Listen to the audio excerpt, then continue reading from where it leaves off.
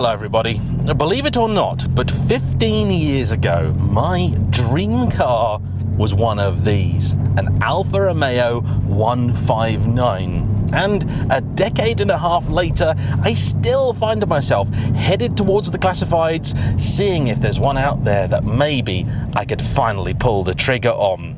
Yet, believe it or not, up until today, I'd never actually driven one. So, in today's episode of JAYEMM on Cars, has it been worth the wait?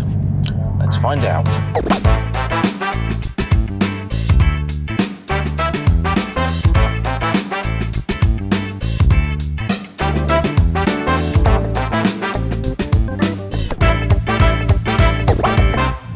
If at the end of today's video you've decided that this Alfa might be a car for you, well, you're going to need all the help that you can get. And so, to celebrate Black Friday, the good people at CarVertical are giving you an even bigger discount than usual on their lovely search service, which in just 60 seconds will cross-reference a number of databases from around the globe to tell you all sorts of useful stuff like previous accident damage, mileage discrepancies, usage as a taxi, or involvement in things like fire and theft.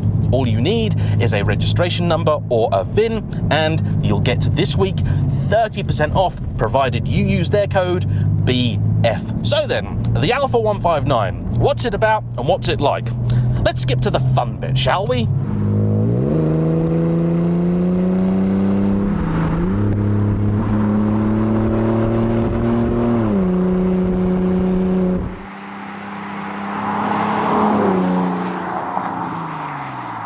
You know, I think there are few cars out there that get off to as good a start as the 159. It might be now 20 years old, having been released in 2004 and then discontinued in 2011, but it still looks drop dead gorgeous. Now, my preference has always been for the estate, but even here in Saloon, guys, it's a spectacular car with that trio of lights on either side, the traditional Alfa offset number plate, and here with a wizard cat-bad exhaust, it sounds mean too. This is every bit the Italian villain's car. And just in case you're sat there thinking, hang on a minute, that has been a villain's car, hasn't it? You're right. This played a starring role opposite the magnificent Aston Martin DBS in the opening of Quantum of Solace. And let's be honest here, that is the only good bit about the entire film. These are gorgeous things. And to be honest, you know what? It's vain, it's fickle, but when it comes to an object, and especially something as emotional as a car, looking good is very important. Gets better too when you open the door and you're greeted with this wonderful interior with some beautiful shapes, plenty of leather, and okay, not leather, but still good looking stuff. This aluminium dash here, the trio of classic Italian dials flanked by a trio of air vents. Sure, the display now is a little bit retro, but retro is cool. And Alfa Romeo were good enough to offer this car with a range of different engines and trim levels.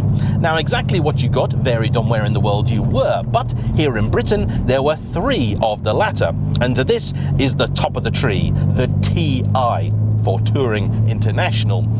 Now, what exactly it got you, I couldn't really say, but this particular car has the aforementioned beautiful interior with full leather seating. You also have heating for both of the front chairs. These could come with a self-dimming mirror, and one of the friends of the people that own this car have one of these in the same trim, and it has one. This even has all the space in the windscreen for a self-dimming mirror and all the sensors that requires, but this doesn't have one. So, yeah, pass. You have electric folding mirrors, which is handy. Please fold back out. Thank you. There are also rear parking sensors and the most gorgeous wheels, I think, on just about any car. These are some of my absolute favorites. Then, in terms of powertrains, you had a selection of 4 cylinders for both petrol and diesel, from a 1.8, then through to a 1.9, a 2-litre, and towards the end of the car's life, there was a 1750, a close relative of the engine you got in the likes of the Alfa 4C. On the diesel front, there was then in the early days a 1.9 JTD, later the 2-litre, and the 5-cylinder 2.4-litre. The top of the tree, though, was this, the V6 3.2-litre naturally aspirated petrol.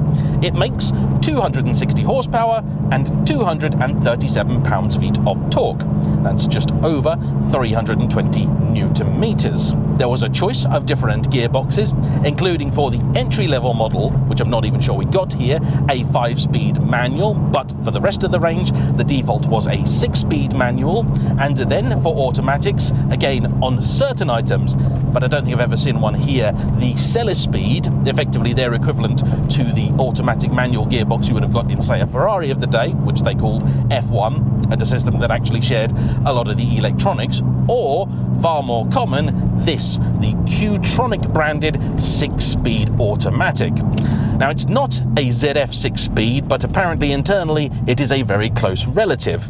And it has to be said, whenever I have gone towards the classifieds looking for one of these, I have always discounted the automatics. But even just a few miles in, I feel like maybe I've been making a mistake there, because doing its own thing in automatic mode, it's actually pretty good. I've got it in sport currently. There's also a winter setting should you want it, and you can activate that by holding the button a little longer, or you can just simply leave it in drive, or if you like, operate the thing yourself, which you can do by flipping the lever over to the right and then either pushing it forwards for up or back towards you for down, which is the wrong way. Kind of surprised at Alfa for that, or by pulling the little paddles on the wheel. And if you do that, it actually responds kind of nicely.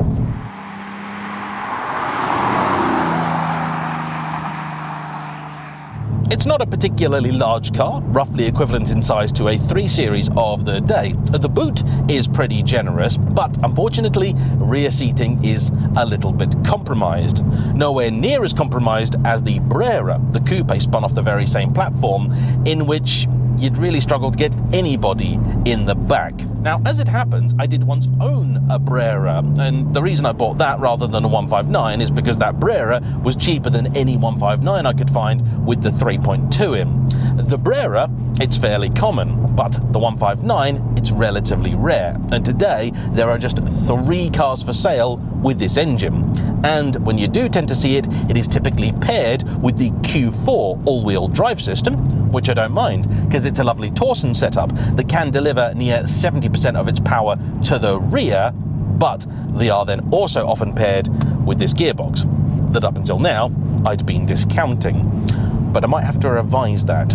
Although, it has to be said, that all-wheel drive system always felt to me a little bit unnecessary, because though 260 horsepower is an okay power figure, it's neither great nor terrible, and if we look at it in the context of, say, a 330i of the day, it is just about bang on the money. These are very, very heavy cars. They are in fact spun off a platform known as the JAYEMM Premium, and this was built by General Motors. More specifically, it was engineered chiefly by their Swedish arm, Saab. And the rumour goes that it was built for a car that was going to be more like a 5 or 7 Series rival, except Saab themselves never used it, nor did any of the rest of General Motors. It was only Alfa Romeo that ever built a car out of it, and the only 2 they made were this and the Brera.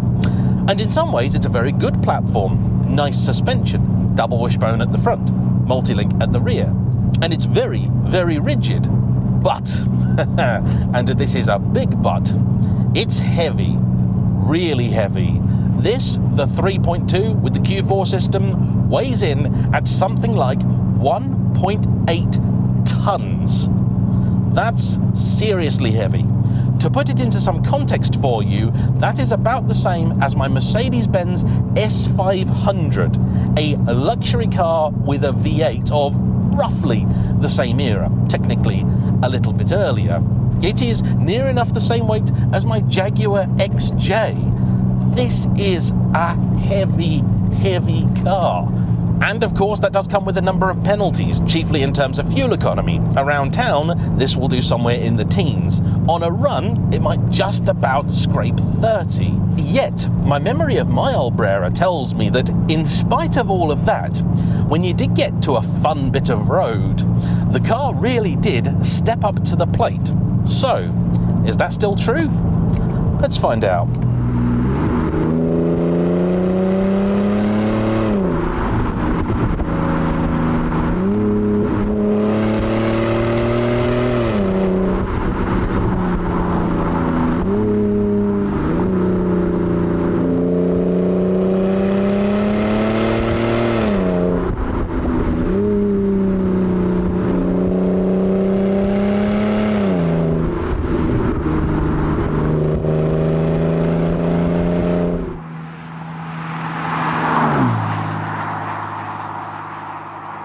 I mean, look, since I last owned my Brera, I have had the good pleasure of driving a huge number of different cars. And while this is not exactly speedy, it is just really very satisfying. The biggest problem I've got with it is the ride quality. Now, the Brera that I last drove was the 2.2 litre powered one, so quite a bit lighter than this, but that itself was a bit fidgety and a bit stiff. This is sat on a set of IBAC springs, and it's really quite firm, unpleasantly so. It just seems to want to crash over every single little imperfection in the road, and it's making a lot of knocking noises. Now, we're not sure if that's actually the suspension or the piece of flexi that apparently is itself a little bit loose. And just in case you're wondering, why does this car have IBAC springs on it? Well, that's because one of the originals snapped, and an original was not just on back order from Italy with no particular ETA, but it was £300, and the complete set of IBACs was 240 quid. The Wizard catback exhaust though, well, that was just put on as a result of desire. Although Chris and his partner Sue, whose car it is, say that maybe they do regret that one just a little bit. She has used it as a daily driver for the last 7 years, and it replaced an Alfa 156, which never ever put a foot wrong. They loved and it was fantastic, and so the 159 was an obvious choice. Unfortunately, the ownership experience here has not been anywhere near so good. So we have the already aforementioned springs that failed, the prop shaft also went, and Alfa wanted £2,500 to fix it, so they had to get a custom job done, which cost about a fifth of that, but was still a frustrating thing to have to sort. Over the years, the car has also required the usual maintenance, so on and so forth, and they've always found that Alfa parts just carry a needless premium, with very often Vauxhall or other GM bits being available and that are the same bit at a much lower price. Okay, 3-point turn hill start torture test. Visibility over my shoulder, not so great. B-pillar's a bit big and far forward. Auto gearbox does a nice job, can hold itself on a hill. Lovely, nice, easy. Yeah, it does okay. Visibility ahead is all right. This A-pillar is also a bit big. Behind is absolutely fine, and left side, or opposite side I suppose you'd call it, rear three-quarter is okay. But yeah, just this one for your lifesavers, for your motorcyclists out there, it's not so great. I'll tell you what though, I want a bit more of that engine.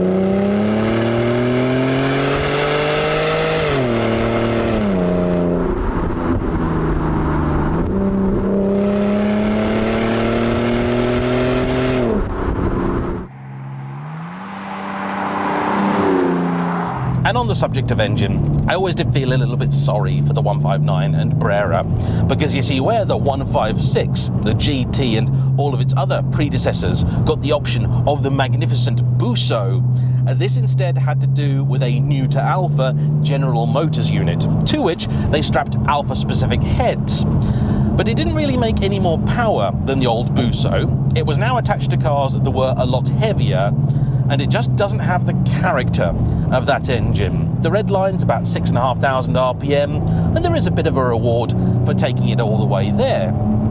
I'm actually quite enjoying driving it in manual mode too.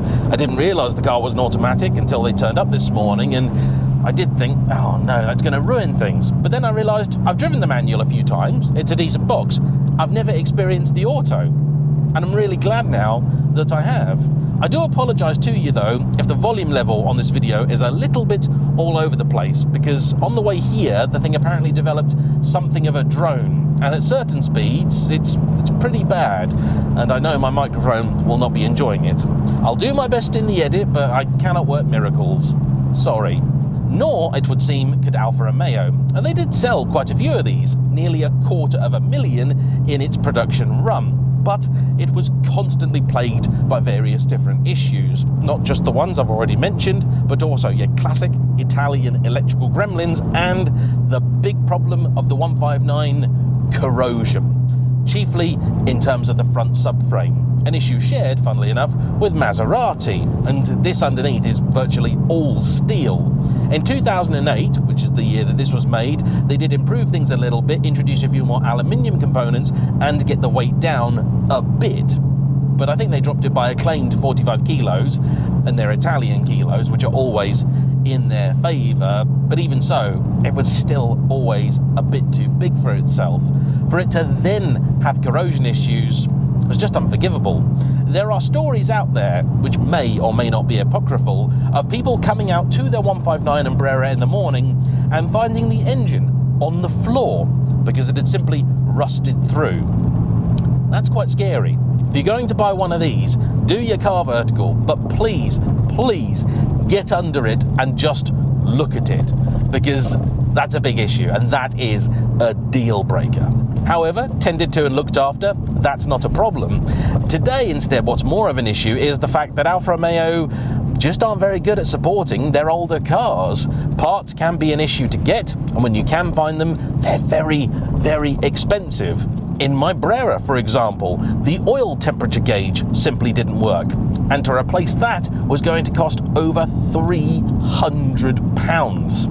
Unfortunately, the 3.2 also carries a number of parts that are bespoke to it, and so you've got no choice when it comes to replace them. It makes it difficult for someone to be an Alfa Romeo enthusiast on a budget, particularly because, in spite of its many, many faults, there's a lot to like about this car.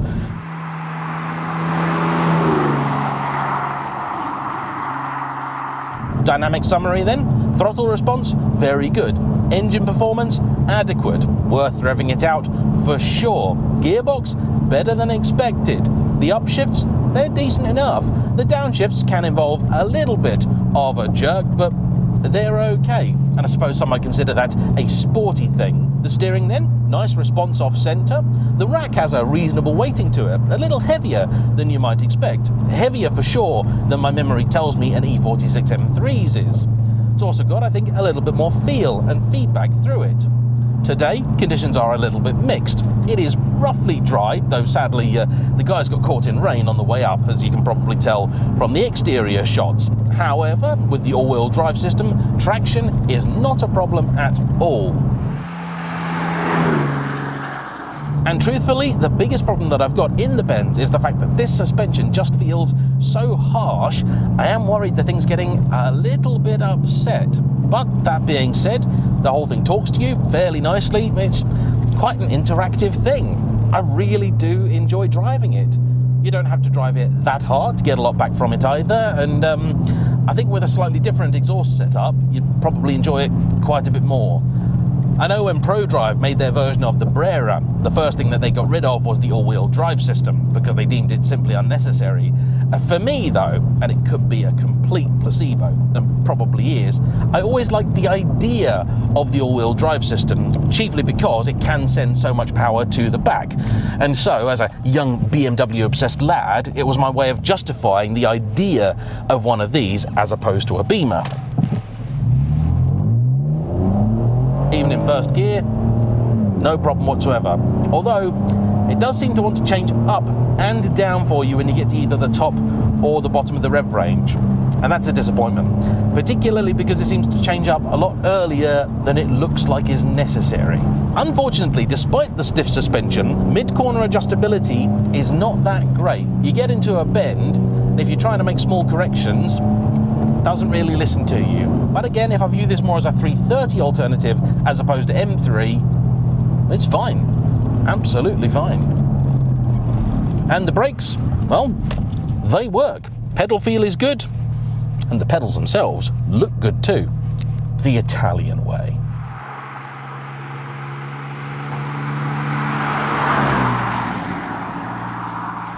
I would have to change the suspension on this and the exhaust, and I'd probably try and return them to closer to factory standard. But it is still gorgeous. It is interesting in here. Unlike the Barrera, it's got just about enough room for people in the back.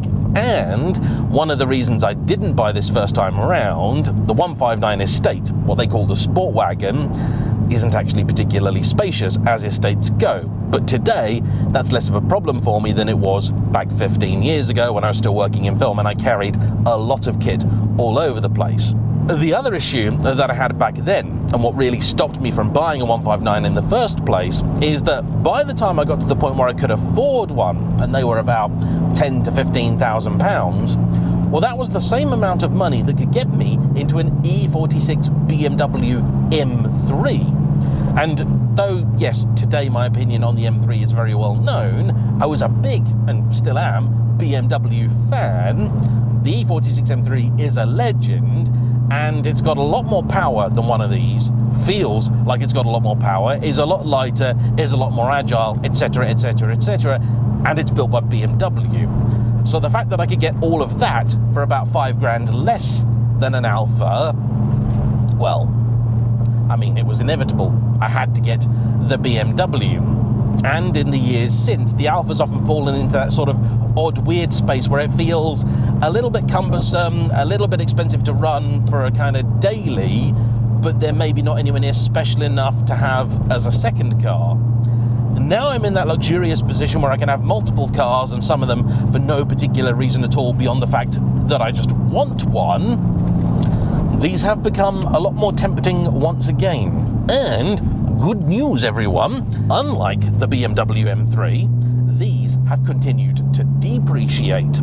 So today, one of these could be yours for £6,000. Now, I don't think it's ever going to be quite as easy to live with as most of its rivals, and I don't think it's ever likely to appeal to the sort of person that wants to buy a BMW, Mercedes, or an Audi. But for the sort of person that would buy a Volvo, a Vauxhall, a Ford, a Saab, something like that, this is a really cool, interesting car. It is flawed, deeply, deeply flawed. But unlike some modern Alfa Romeos, it does make up for it in some fairly crucial ways. And I happen to suspect that if, or maybe when, your 159 gave you a big bill, you'd walk out the garage, face like thunder, take one look at it and go, there, it's all right. Because it's got a bit of soul about it, this car. I like it. I know it might sound daft, but I prefer driving it to the M3. I do. I know it's not as quick, that's fine. And I know I'm in a minority here, and I know I'm weird. But I think it's just a bit more interesting, a bit more interactive. And today, interesting, that counts for a lot. However, I would say if you are going to buy one, please, for the love of Pete, go in eyes wide open. And hopefully if you do that, you'll have a good time. Anyway, I have today, and all that remains to be said is a big thank you to Sue and to Chris for bringing out their car, and as ever, to you for watching. Don't forget to hit the like button, comment down below, subscribe if you haven't already, and I'll see you for the next one. Bye-bye.